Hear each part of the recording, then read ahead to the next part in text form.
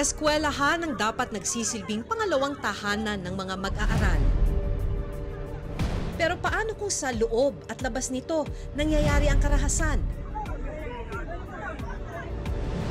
Nito lang Pebrero sa Pasig City, isang grupo ng mga kabataan ang nagrambulan sa labas mismo ng kanilang eskwelahan. Hanggang ang isa sa kanila nakita na lang na duguan.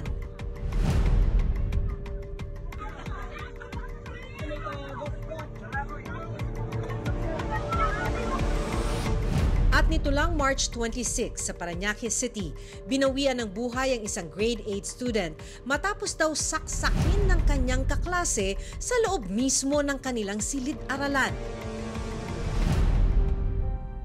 Ang laki ng tama po dito sa may kinikini. Sabi ko, anak, napuruan ka! Napuruan ka na! Ang dami mo sinasabi sa akin, nagkatotoo, binubuli ka kung alam ko hindi na ako pumasok. Makakapagpasok ng ganito ang bata. Kalagay lang sa itim, na stick. Alam mo, simpleng suklay. Pero matulis. So ito yung mga delikado. Paano humantong sa ganitong kalagim na trahedya ang mga insidenteng ito?